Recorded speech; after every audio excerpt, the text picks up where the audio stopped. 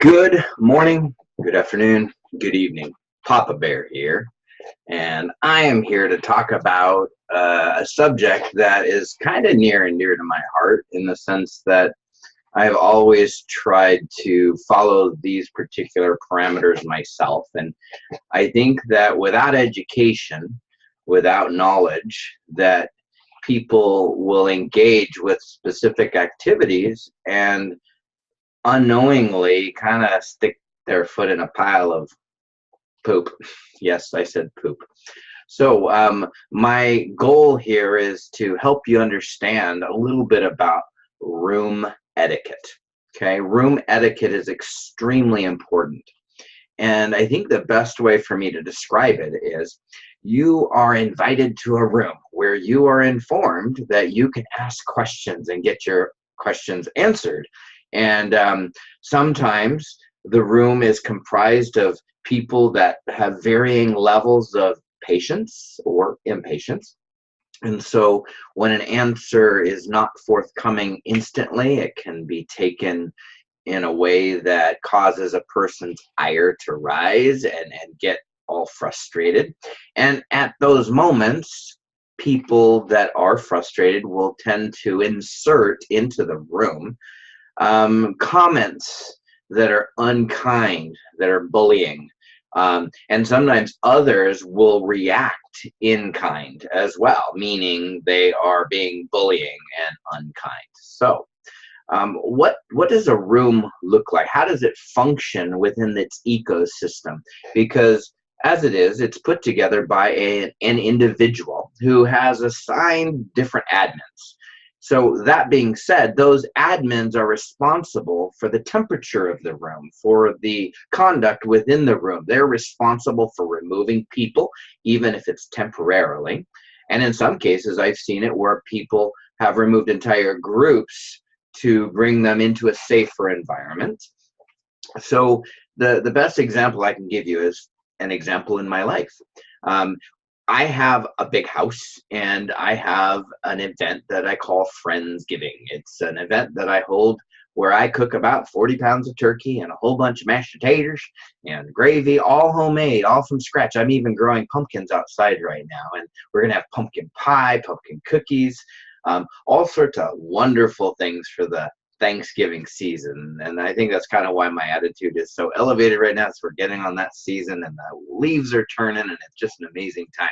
So, but anyways, imagine me having 6 of my own family in this house, and I invite about 40 people over for this amazing event that I call Friendsgiving, because we don't have family in the area to do a Thanksgiving, so we do our own small Thanksgiving on Thursday, and then the following Saturday we'll have everybody over so they can see what they're actually missing.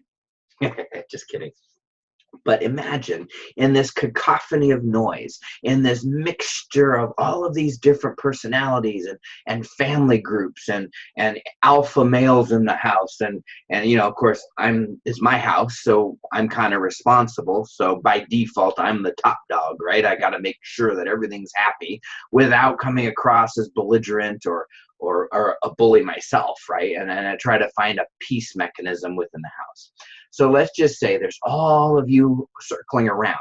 It would probably make all of you very uncomfortable if one of my kids did something that one I may not find appropriate or proper, and I address that issue in front of all of you. I mean, I just let them have it with both guns, and I tell them how they shouldn't have done that. They're going to be grounded for 3 weeks, and they're going to not be able to have ice cream and cake for dessert, and they're not going to be allowed to go to their friend's house, and they're banned from whatever, right? Imagine the crickets, right? I mean, just wow. So what would be the appropriate measure that I should take in an instance like that? Well, simply, and it's a good way of doing it, and it's easier when you're in person than it is when you're in an electronic room, right? But I would tell my son or my daughter, hey, we need to go to the room. I need you to help me with something, okay? And I would take them into private, and I would not embarrass them in front of the entire party, right? So, and then address it there. And sometimes, as in that case, I have chosen to remove them from the group so that way I can make sure that everything is okay. I apologize, I had to deal with the family. So live, you get to see a video unedited. So anyways, it's harder to do that in a room because you got a person that has kind of gotten off the hook. He's kind of gone to the dark side, and they're really frustrating, and they're beginning to dissect every instance in which they have perceived an insult or perceived a wrong. Well, the biggest thing that I can tell you is process, because when we stick to parameters and guidelines, things should go smoother. So first of all, a sponsor should never sponsor anybody, and yes, I'm talking to the sponsors, unless they're willing to take care of them, because that's what they're getting paid the commission for, to advise, to help, to teach, and to train. It's my opinion. I don't have to be right. I only want to be happy. So what I know is that when I have people that understand everything and how it works, because I'm providing the support for my personals, I'm happy because they're happy. And I teach them to do the same thing. So within a room parameter, when you have a question, because yes, you should be able to ask a question like, hey, I didn't get paid on Friday. Can somebody help me? Well, the room eventually, when it's grown to a bigger amount, will and should have leaders that can step up and address an issue. Something like that, however, where you've missed a payment, that is actually one that I would suggest you not bring into the room, but that you bring to your sponsor. And if your sponsor is not going to help you, then you bring it to their sponsor. Learn who your lineage is before you have issues. That's why people are going to watch this video before they're allowed to enter my room or stay in my room, because they need to agree to these policies. So you put a question in. If it's not answered right away, understand that us leaders, we're busy building. We don't camp out in the room to necessarily sit and watch every single question that comes along. So if you feel ignored, private message someone. You can private message me if you're in my room, and I will point you in the right direction. I might say, who's your sponsor? And then I'll ask, have you reached out to them? And if you say, yes, I have, then I personally, just so you know, I'll reach out to your sponsor and ask them, hey, I'm assisting somebody, so you don't have to do anything with it this time, but how come you're not responding to them? Because I don't put up with it. If they're going to be in my room, I'm going to take care of them. So there you go. So if you feel like you're not getting an answer, the solution is never to go into the room and blast anything and everyone that you can get a hold of, because it's going to be filled with people that are bringing and being introduced. It needs to be a safe place for people to introduce their new people, so that when they go in there, it's positive. They're learning stuff. They're not just seeing all these nitpicky, and by saying nitpicky, I don't mean that they're not important. But when somebody comes into the room brand new, brand spanking new, and they've put in a lot of money, let's just say, or just a little bit of money, really, it doesn't matter. And then you come in and you go, hey, I hit 5 times my gain, and I don't know what percentage, 25, 30% that I'm going to be taking out, da, da, da, da, da. And they're like thinking, 5 times my gain and 20, 30%? Is that a fee?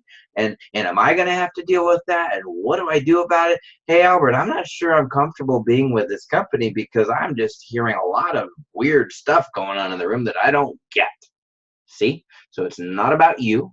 It's not about whether or not your issue is real or legitimate, because I'm never going to tell you that it's not. It's your thing that you need to deal with, and I'm going to help you. But you cannot go into the room, and because it's not being done fast enough, or it's not being handled the way you think it should be. Those are discussions for a phone call or in a private chat, because it is not appropriate to yell and scream in front of the children, right? So that being said, another thing that you got to understand is you cannot go to a leader and ask them for help and then go to 4 or 5 other leaders, especially if they're above that person, because that's embarrassing to go start working on an issue only to find out that the guy above me has already solved it for you because you chose to go around me. And I'm not about, status or anything like that, but if you do talk to me, and then you choose to go above me, then let me know, please. And I found it sad that whenever there's an issue, all the comments come in. But when the issue is resolved, there's no comments coming in. Oh my gosh, it was great. We got it fixed. Everything's done. Everything's awesome. Nobody ever does that.